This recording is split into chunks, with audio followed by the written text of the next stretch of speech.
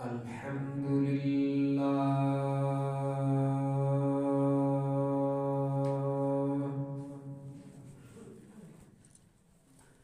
الحمد لله نحمده ونستعينه ونستغفره ونؤمن به ونتوكل عليه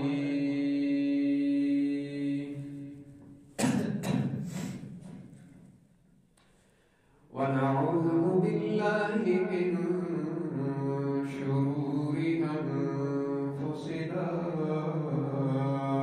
ومن سيئات أعمالنا من يهده الله فلا مضل له ومن يضلله فلا هادي له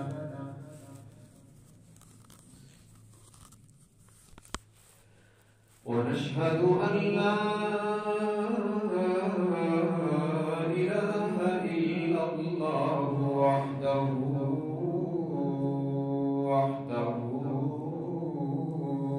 لا شريك له ونشهد أن سيدنا وسندنا وشفيعنا وقائدنا الأعظم وهادينا ومرشدنا ومأوانا وملجانا ومولانا محمدا عبده ورسوله أرسله بالحق بشيرا ونذيرا وداعيا إلى الله بإذنه وسراجا منيرا وصلى الله تعالى عليه وعلى آله وأصحابه وبارك وسلم تسليما كثيرا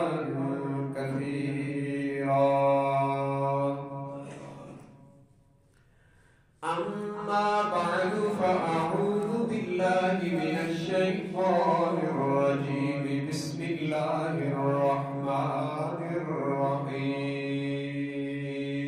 الرحيم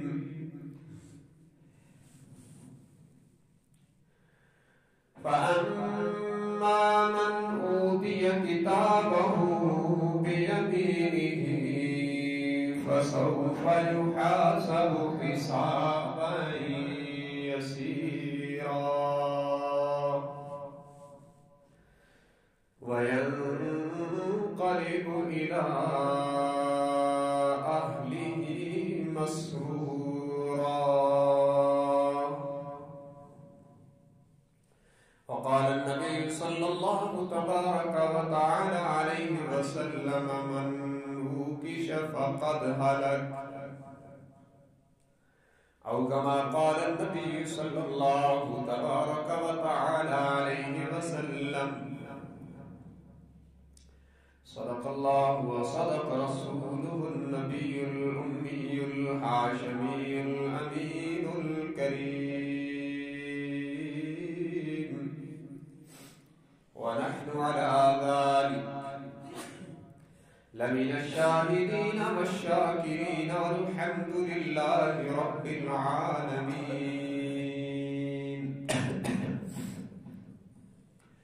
إن الله وملائكته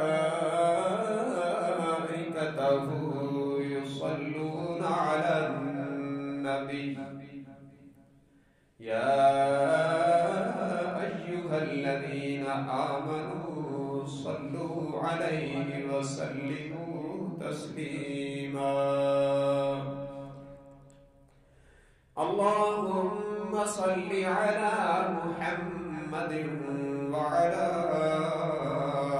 آل محمد كما صليت على إبراهيم وعلى آل إبراهيم إنك حميد مجيد اللهم بارك على محمد وعلى آل محمد كما باركت على إبراهيم وعلى آل إبراهيم إنك حميد مجيد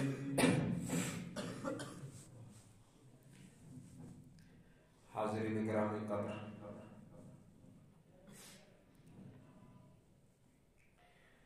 اللہ تبارک و تعالی نے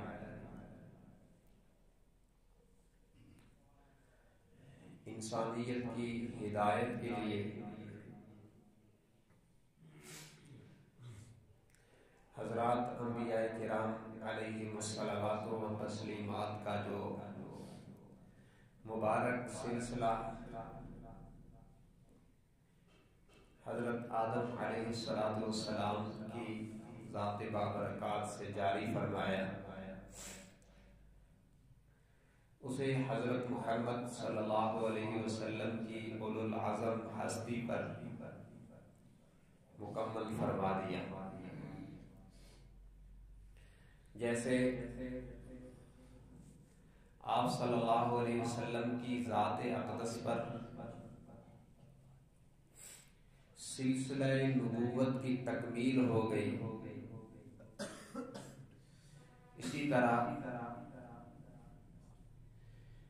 حضور صلی اللہ علیہ وسلم پر قرآن مقدس کو نازل فرما کر اللہ نے آسمانی تعلیمات کے تسلسل کو بھی مکمل فرما دی۔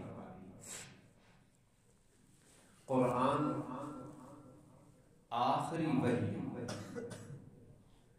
جیسے حضور صلی اللہ علیہ وسلم کے بعد نبی کوئی نہیں آ سکتا، نیا نبی کوئی نہیں آ سکتا، ایسے ہی حضور علیہ السلام کے انتقال پر ملال کے بعد اب کسی پر وحی بھی نہیں آ سکتی۔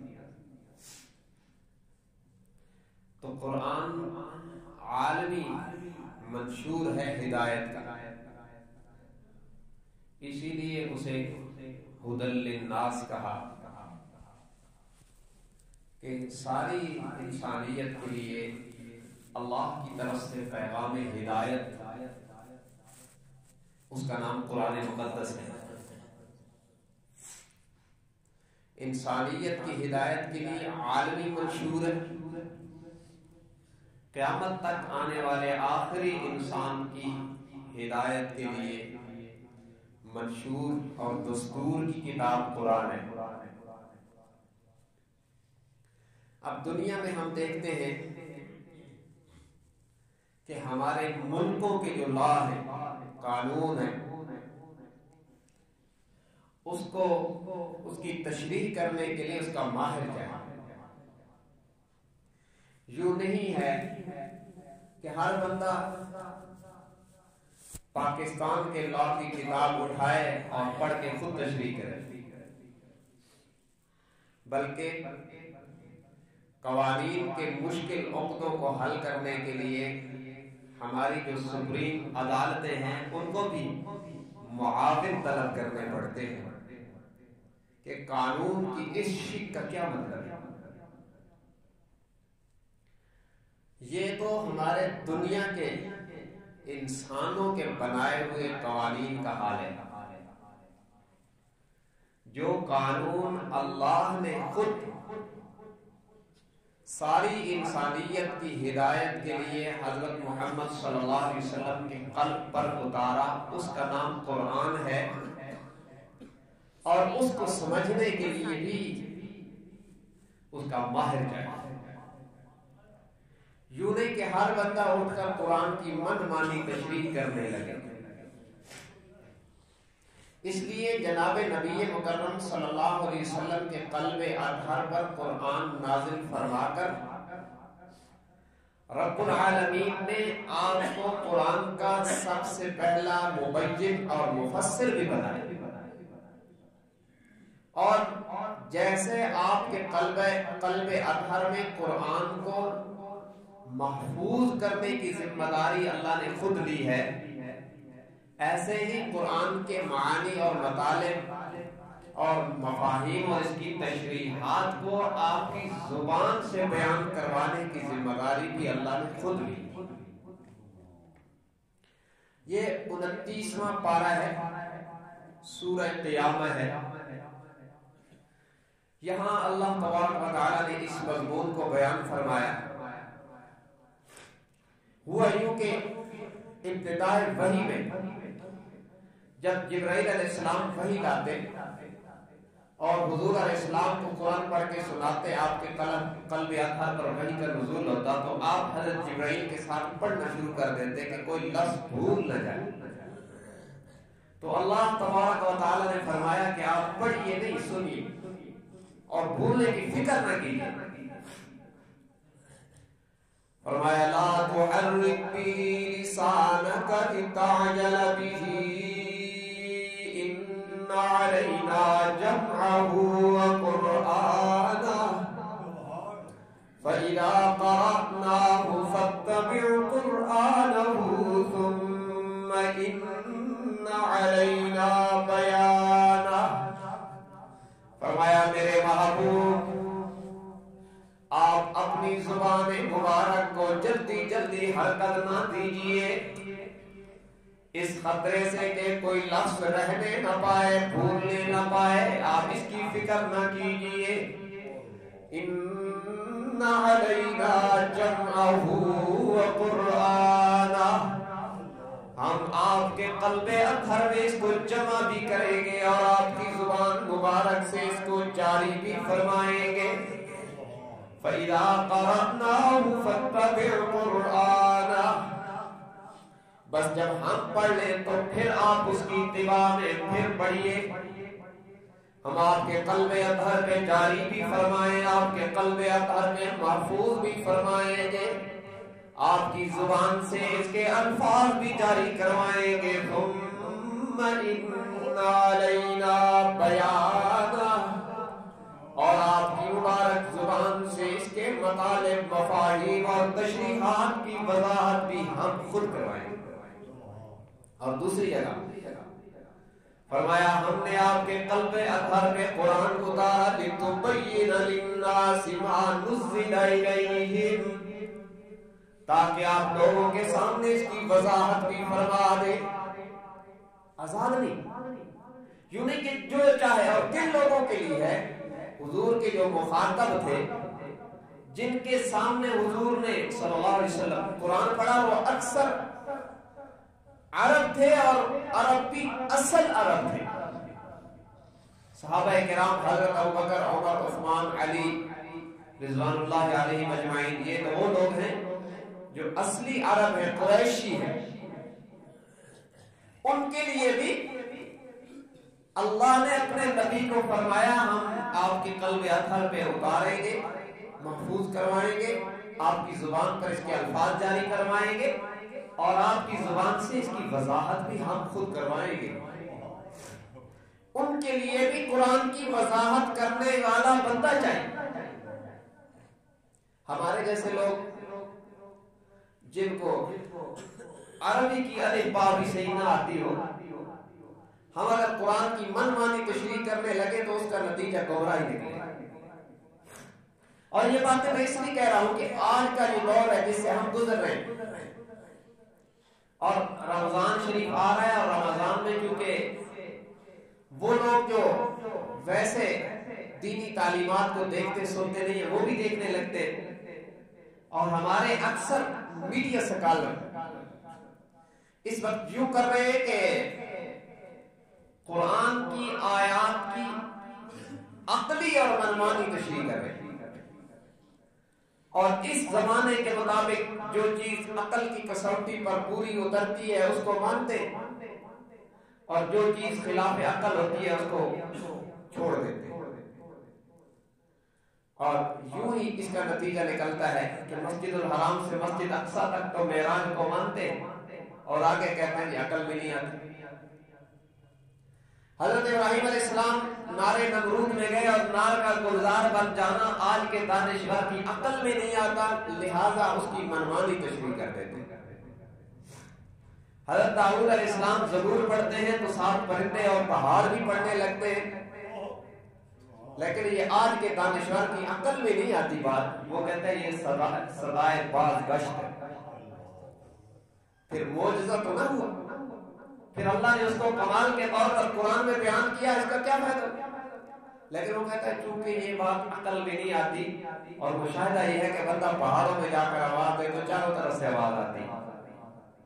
یہ اس قسم کی تشریحات کر رہے ہیں، اور میں نام لے رہا ہوں تاکہ دنیا کو فتنے سے آگاہی۔ یہ غامتی جیسے لوگ وہ کہتے ہیں یہ جو آیت ہے نا اصل میں یہ اس وقت کے عرب کے لیے تھی، ہمارے لیے یہ نہیں۔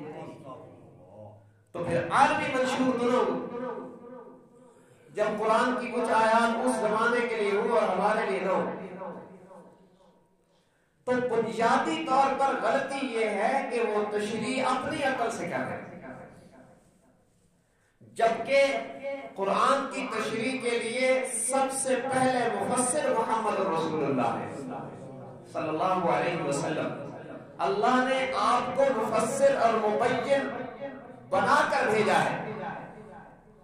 آپ صرف قوانین کے مبلغ نہیں ہیں بلکہ قوانین کے مبین بھی، وضاحت بھی قانون کی اور دستور کی وہی قابل قبول ہے جو آپ صلی اللہ علیہ وسلم کی زبان اطہر سے جاری ہوئی، اور بعد والی وضاحت اگر اس سے مطابقت رکھے گی تو صحیح ہوگی۔ اس کی 20 مثالیں موجود ہیں کہ عربی سمجھنے والوں کو قریشیوں کو مغالطہ ہو گیا، قرآن کی آیت کو سمجھنے میں اور پریشانی ہو گئی، چاہیے جائے کہ ہمارے جیسا کوئی بندہ اٹھے اور قرآن کی منمانی تشریح کرے۔ قرآن کریم میں ایک آیت ہے 5ویں پارے میں، فرمان باری تعالیٰ ہے اور بڑی فکر انگیز آیت ہے، اس نے صحابہ کو پریشان کیا۔ فرمایا من یعمل سوءا یجز بہ ولا یجد له من دون اللہ ولیا ولا نصیرا۔ فرمایا جو بھی جتنی مقدار میں برا عمل کرے گا اس کی سزا پائے گا۔ اب فکر انگیز ہے، جو بھی برائی کرے گا اس کی سزا پائے گا۔ یہ جب آیت اتری تو صحابہ کرام بڑے پریشان ہوئے۔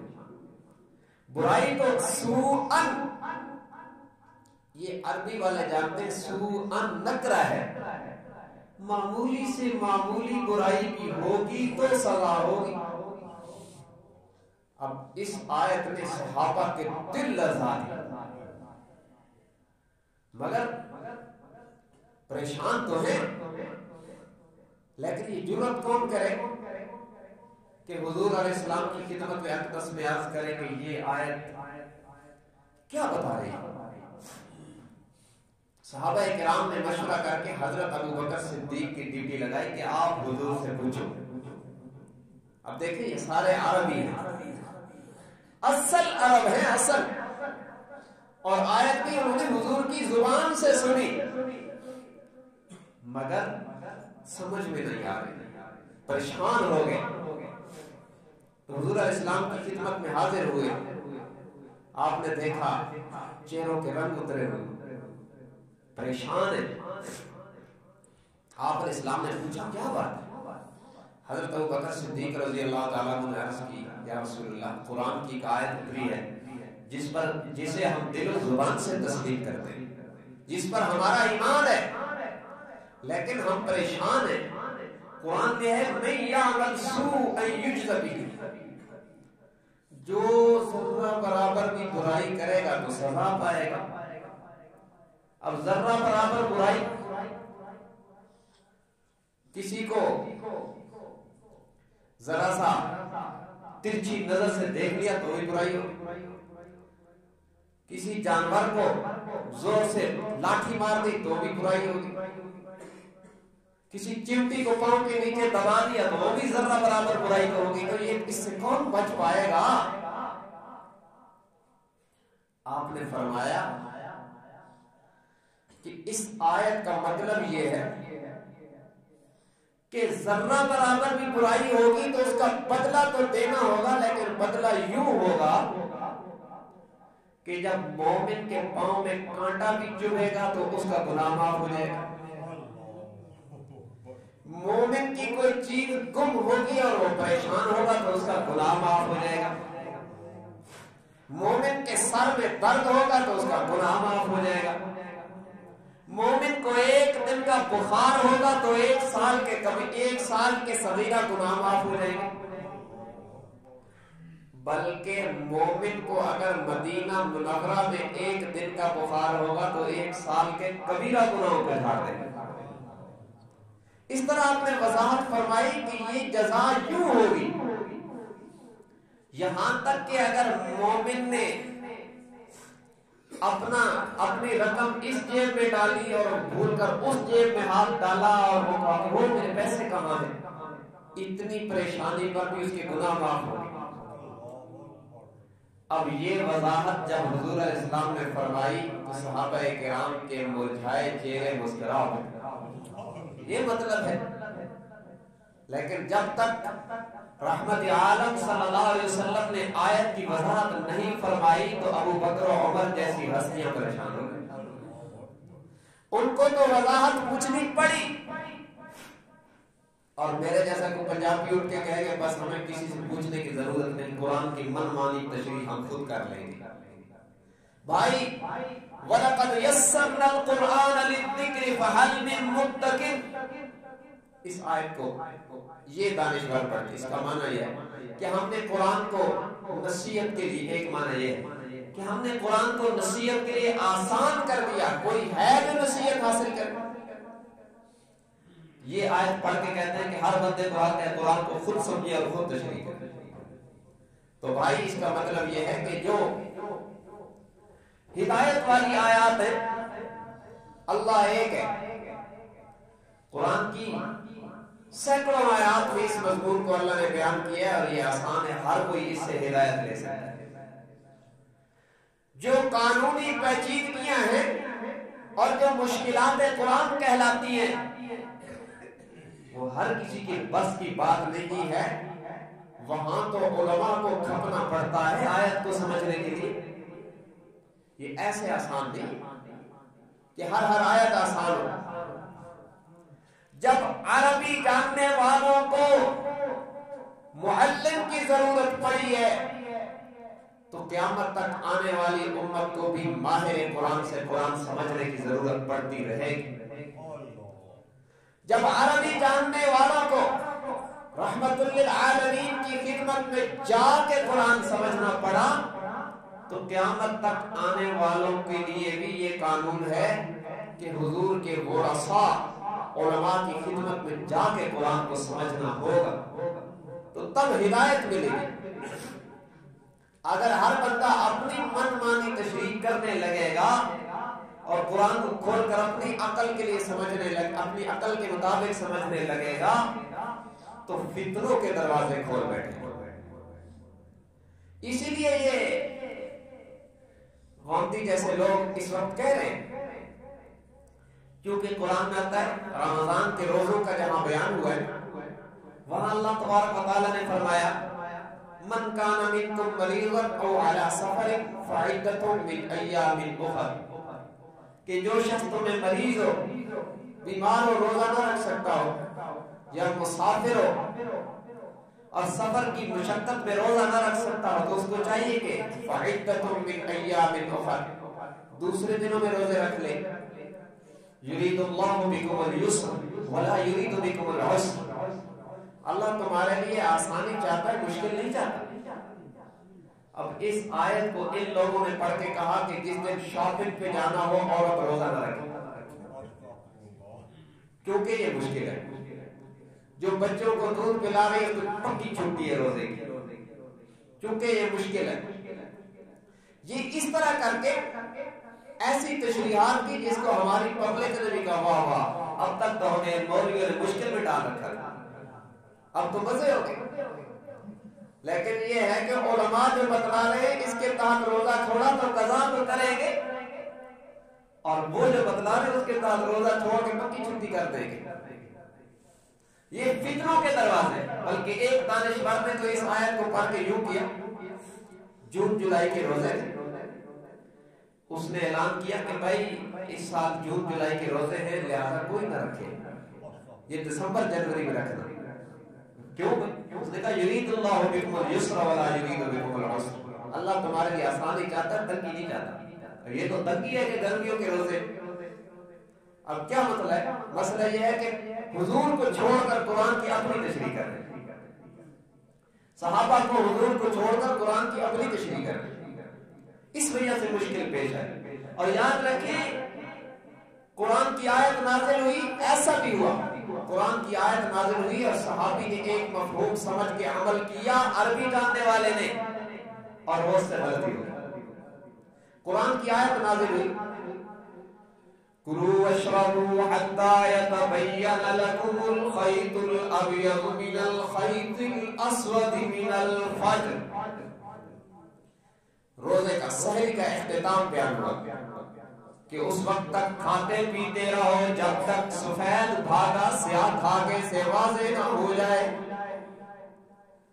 تو ایک صحابی نے عربی جاننے والے کیوں کیا کہ دو دھاگے لے، ایک سفید ایک کالا، اور سرانے کے نیچے رکھ دیا اور رات کو اس کو دیکھتے رہتے جب تک سفید اور سیاہ میں واضح پہچان نہ ہوتی تب تک کھاتے رہتے.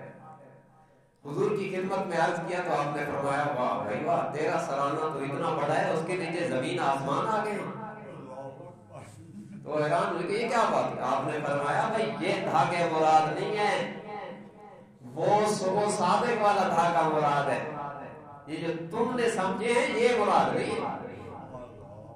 اب دیکھیں نا عربی جانتے ہیں، اصل عرب ہے، لیکن قرآن کا مفہوم اپنی مرضی سے سمجھا تو اتنی بڑی غلطی ہوئی. آج کون دانشور یہ دعویٰ کر سکتا ہے جن کو سرے سے عربی کا واسطہ ہی کوئی.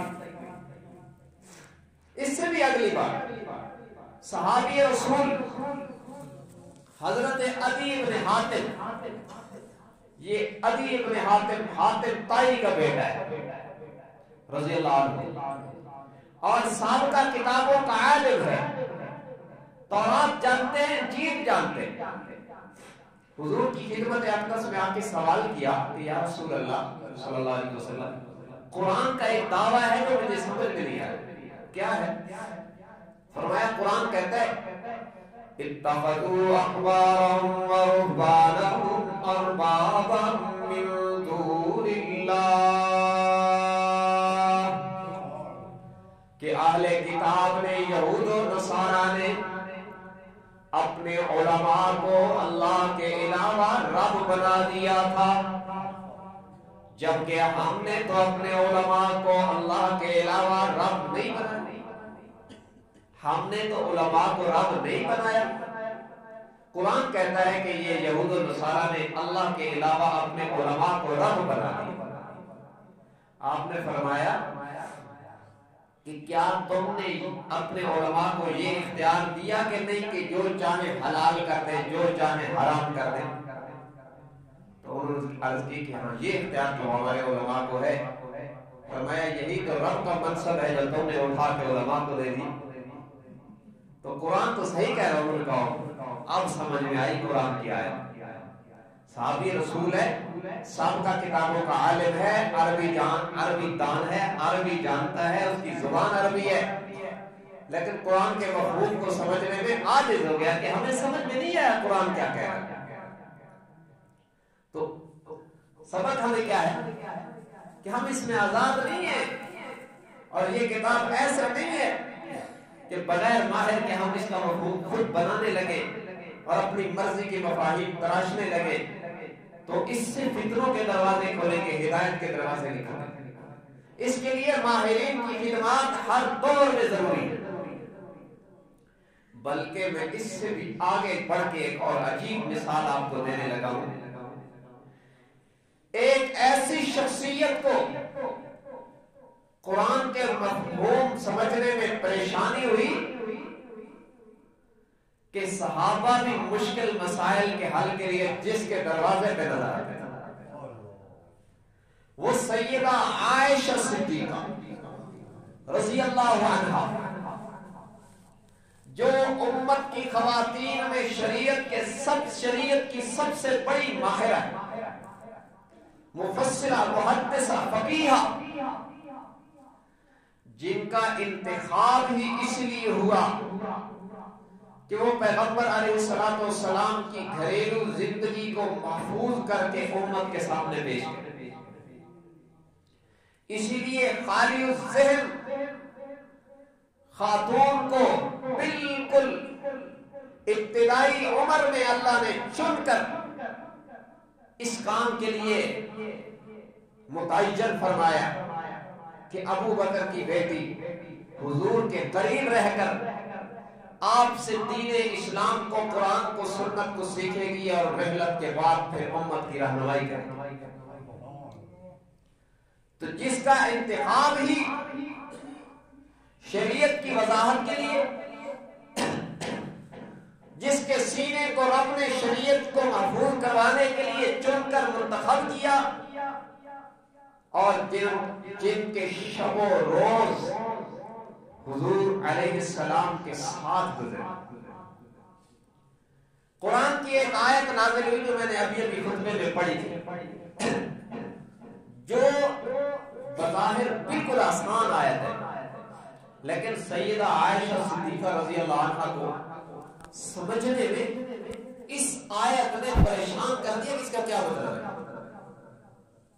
آیت کیا ہے؟ فَأَمَّا مَنْ أُوتِيَ كِتَابَهُ بِيَمِينِهِ فَسَوْفَ يُحَاسَبُ حِسَابًا يَسِيرًا۔ فرمایا جس شخص کو نامہ اعمال دائیں ہاتھ میں ملے گا، اللہ ہم سب کو نصیب فرمائے۔ ایک اور آیت میں وَأَمَّا مَنْ أُوتِيَ كِتَابَهُ بِيَمِينِهِ فَيَقُولُ هَاؤُمُ اقْرَءُوا كِتَابِيَهْ، جس شخص کو نامہ اعمال دائیں ہاتھ میں ملے گا وہ لوگوں کو دکھاتا پھرے گا کہ دیکھو یہ ہے میری زندگی کا نامہ اعمال۔ تو فرمایا جس شخص کو نامہ اعمال دائیں ہاتھ میں ملے گا فَسَوْفَ يُحَاسَبُ حِسَابًا يَسِيرًا، وہ یقین رکھے کہ اس کا حساب آسان ہوگا۔ وَيَنْقَلِبُ إِلَىٰ أَهْلِهِ مَسْرُورًا، وہ خوشی خوشی حشر میں اپنے گھر والوں کے پاس آئے گا کہ میں کامیاب ہو گیا ہوں۔ یہ آیت نازل، سیدہ عائشہ پریشان ہو گئی۔ بظاہر تو کتنی آسان آیت لگ رہی، لیکن جن لوگوں کی نظر قرآن پہ ہوتی ہے وہ دوسری چیزیں بھی ان کی نظر میں ہوتی ہیں۔ انہوں نے حضور علیہ السلام کی خدمت میں جا کے عرض کی، یا رسول اللہ صلی اللہ علیہ وسلم، قرآن کی آیت نازل ہوئی کہ جس کو نامہ اعمال دائیں ہاتھ میں ملے گا وہ خوش ہوگا اور اس کا حساب آسان ہوگا، حساب آسان ہوگا، جبکہ میں نے آپ کی زبان مبارک سے سنا منو کی شفقت حلق، جس کا حساب لیا گیا وہ ہلاک ہو جائے گا۔ تو آپ فرما رہے ہیں جس کا حساب ہوگا وہ ہلاک ہوگا۔ قرآن کہہ رہا ہے کہ جس کو نامہ اعمال دائیں ہاتھ میں ملے گا اس کا حساب آسان ہوگا، حساب ہوگا۔ قرآن کہتا ہے حساب ہوگا، آسان ہوگا، آپ کی زبان اطہر میں جملے جاری ہوئے کہ حساب ہوگا تو ہلاک ہوگا، تو دونوں فرمان خدا اور فرمان مصطفیٰ تو بظاہر ٹکرا گئے۔ آج کے دور کا کوئی حدیث کا استخفاف کرنے والا ہوتا تو وہ کہتا چھوڑو حدیث ضعیف ہے۔ یہ بھی ایک فتنہ ہے، حدیث کو ایسے اڑا دیتے ہیں جیسے لوگ پکھی اڑا دیتے ہیں۔ ضعیف حدیث بھی جھوٹی نہیں ہوتی، اس کا اپنا ایک مقام ہوتا ہے، لیکن بہرحال یہ تو ضعیف ہے ہی نہیں، یہ تو ہماری محض کتابوں میں۔ سیدہ عائشہ نے پوچھ لیا کہ فرمان خدا سے کچھ اور سمجھ میں آتا ہے، آپ کے فرمان سے کچھ اور سمجھ میں آتا ہے جس نے مجھے پریشان کر دیا، سمجھا دیجیے۔ وضاحت کی ضرورت سیدہ عائشہ کو پڑ گئی۔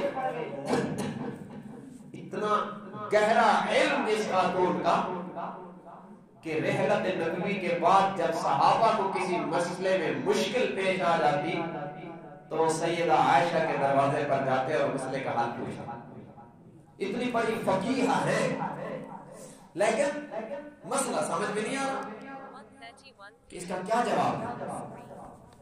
آپ نے فرمایا عائشہ فرمان خدا بھی 100% ٹھیک، اور جو میں نے مندوب فقط حالہ کا کہا یہ بھی 100% ٹھیک۔ دونوں کا مطلب اپنی اپنی جگہ سمجھے۔ جو قرآن میں ہے نا کہ حساب آسان ہوگا، اس کا معنی یہ ہے کہ اللہ بندے کو بلائے گا اور کہے گا تو نے یہ بھی کیا ہے، یہ بھی کیا ہے، یہ بھی کیا ہے، معاف ہے، یہ بھی کیا ہے، معاف ہے، یہ بھی کیا ہے، معاف ہے۔ بس اعمال پیش ہوں گے اور معافی ملتی جائے گی، اعمال پیش ہوں گے اور معافی ملتی جائے گی، یہاں تک کہ جب سب معافی مل جائے گی بندہ کہے گا کہ یا اللہ میں نے اور بھی بہت کچھ کیا ہے۔ انسان حریص ہے کہ اس سب سے معافی مل گئی ہے اور اس کے لیے اس کے پکڑ کے بجائے تو درجے بلند ہو رہے، تو کہے گا یا اللہ اس کے علاوہ بھی میں نے کچھ کیا ہوا ہے۔ تو فرمایا کہ یہ جو آسان حساب ہے وہ یوں ہے کہ بس کہا جائے گا تو نے یہ کیا، یہ کیا، یہ کیا اور معاف ہے، معاف ہے، معاف ہے، معاف ہے۔ تو یہ تو ہے آسان حساب، قرآن اس کی بات کر رہا ہے۔ جو میں نے کہا مندوں کی شفقت حالت، اس کا معنی یہ ہے کہ اللہ بندے کے اعمال پہ جرح فرما دیں گے۔ دنیا کی عدالتوں میں وکیلوں کی جرح کا جواب نہیں ہوتا، جس پر جرح ہو جاتی ہے کہتا پھنس گئے، تو جس پہ خدا جرح کر دے، اس کا معنی یہ ہے کہ بندے کو رب بلائے گا اور کہے گا تو نے یہ کیا، بتا کیوں کیا؟ تو فرمایا یہ ہلاک ہو جائے گا، کیونکہ اللہ کی کیوں کا جواب کوئی نہیں دے پائے گا۔ اللہ الغیوب جس سے پوچھ لے گا کہ تو نے یہ کیا بتا کیوں کیا، تو اس کا جواب کسی کے پاس نہیں ہوگا۔ ممنوع کی شفقت حلق، جس کا مناقشہ ہو گیا، جس پر اعتراض ہو گیا، جس پر جرح ہو گئی، وہ ہلاک ہو جائے گا۔ اور جو قرآن کہتا ہے فَسَوْفَ يُحَاسَبُ حِسَابًا يَسِيرًا، جب حاسبناها حسابا یسیرا، حساب آسان ہوگا، وہ صرف عرض اعمال ہوگا، اعمال پیش ہوں گے، باقی کوئی جرح نہیں ہوگی، بس معافی ہی ملتی جائے گی، تو اس کا حساب آسان ہوگا۔ یہ یوں ہوگا۔ مشکوٰۃ شریف کے آخر میں ایک روایت ہے، میں اس کی تمثیل میں اس کو پیش کر رہا ہوں کہ حساب آسان اور اللہ کا کرم جب جوش میں آئے گا تو کیسے کیسے بہانوں سے لوگ بخشے جائیں گے۔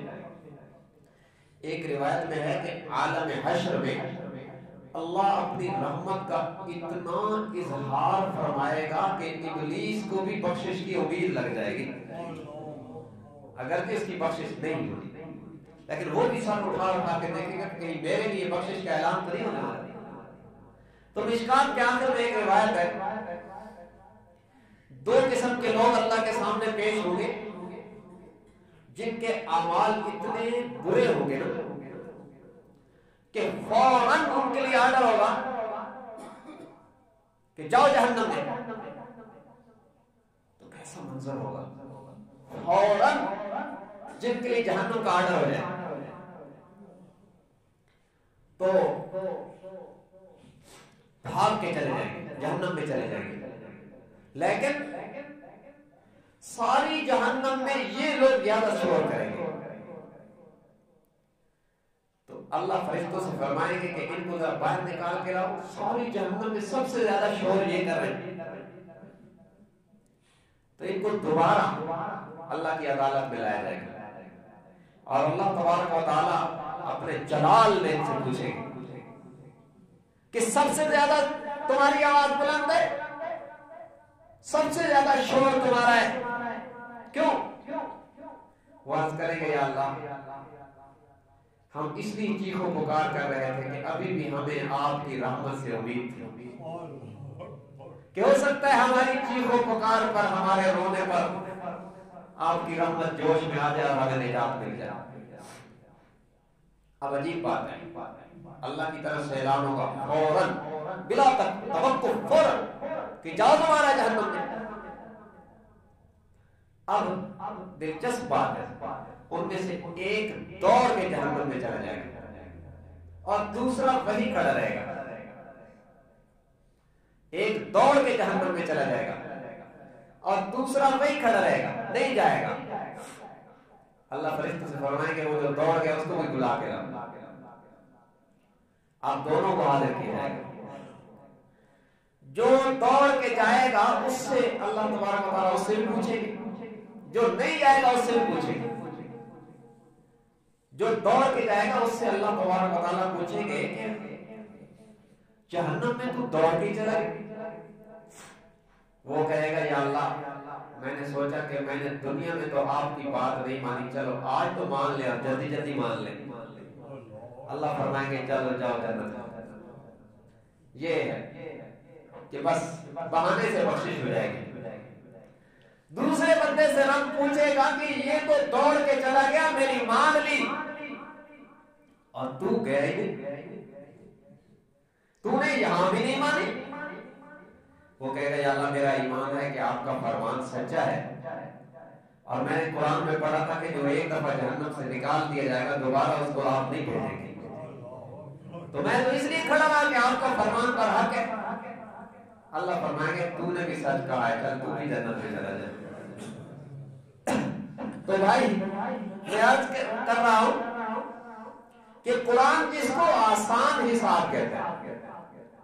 اور یاد رکھیں ہمارے پیغمبر صلی اللہ علیہ وسلم نے ہمیں جو دعائیں سکھائی ہیں مختلف جگہوں پر پڑھنے کی، ان میں جو اعضائے وضو کو دھونے کی دعائیں ہیں ان میں جب آپ دایاں بازو یوں کر کے دھوتے ہیں تو اس میں آپ کو دعا سکھائی گئی ہے اللہم آتنی کتابی بیمینی وحاسبنی حسابا یسیرا. الہ العالمین مجھے اپنا نامہ اعمال بھی دائیں ہاتھ میں عطا فرما اور میرا حساب بھی آسان کر دے. آپ دیکھیں جو ہر وضو میں یہ دعا پڑھے تو کبھی تو قبول ہوگی، لیکن پڑھے تو صحیح نا. ہم اگر وضو میں اکٹھے دو بندے بیٹھ جائیں تو ساری داستانیں تو ہم وضو میں سناتے ہیں. ہر عضو کو دھونے کی دعا جناب نبی محمد صلی اللہ علیہ وسلم نے مستقل طور پر ارشاد فرمائی ہوئی ہے، لیکن ہماری توجہ اس طرف نہیں ہے. ہم اس طرف متوجہ نہیں. اللہ کرے اللہ ہمیں توجہ نصیب فرمائے. تو بہرحال آج کی گفتگو میں نے آپ کو مسئلہ یہ سمجھایا کہ قرآن کو سمجھنے کے لیے علماء کی خدمات حاصل کرنا ہوگی، علماء کی گفتگو سننا ہوگی، علماء کی مجلسوں میں جائیں گے، علماء حق کے قریب رہیں گے تو فتنوں سے بچے رہیں گے. علماء حق کے قریب رہیں گے تو فتنوں سے بچے رہیں گے. اس لیے یہ جو پروگرام ہوتے ہیں اور یہ جو مختلف مجالس ہوتی ہیں دین کی، ان میں جایا کریں. یہ خیر کے مراکز ہیں، یہاں سے خیر تقسیم ہوتی ہے، اس سے استفادہ کیا کریں. اسی سلسلے میں عقیدہ ختم نبوت کی آبیاری کے لیے اور امت مسلمہ کی اس بنیادی عقیدے کا تحفظ کرنے کے لیے پیچنان کانفرنس، ختم نبوت کانفرنس جو ہو رہی ہے اس کی تیاری کے سلسلے میں کل مغرب کے بعد یہ مسجد حافظ اللہ یار خان صاحب اس میں پروگرام ہے، اور آپ لوگوں کے محبوب خطیب مولانا عبید الرحمان صاحب انور مغرب کے فوراً بعد مختصر سا خطاب فرمائیں گے۔ ان کا بیان بڑا روحانی نورانی بیان ہوتا ہے، اس میں ضرور شرکت فرمائیں۔ اور اسی طرح یہ 20 فروری کو ظہر کی نماز کے فوراً بعد مفتی آصف صاحب اور مفتی اسد صاحب کا یہ جو مدرسہ ہے اس لاوا روڈ پر، یہاں پہ ایک عظیم الشان دستار فضیلت کانفرنس ہو رہی ہے، جس میں ثناخان مصطفیٰ جناب فاروق معاویہ صاحب اور خطیب اسلام مولانا شاہ نواز صاحب فاروقی مدد اللہ علی یہ حضرات تشریف لا رہے ہیں۔ یہ 20 فروری کو جمعرات، اس میں بچوں کی دستار بندی بھی ہوگی، اختتامی دعا بھی ہوگی، تو اس میں بھی شرکت فرمائیں۔ ان پروگراموں میں شرکت ہمارے لیے سعادت کا ذریعہ ہوتی ہے، اس طرح کی سعادتوں کو حاصل کرنے کی ضرور کوشش فرمایا کریں۔ اللہ تبارک و تعالیٰ تمام ایسے پروگراموں کو کامیاب فرمائے اور ہم سب کو دین حق کی صحیح سمجھ اور اس پر عمل کی توفیق عنایت فرمائے۔ وآخر دعوانا الحمدللہ رب العالمین۔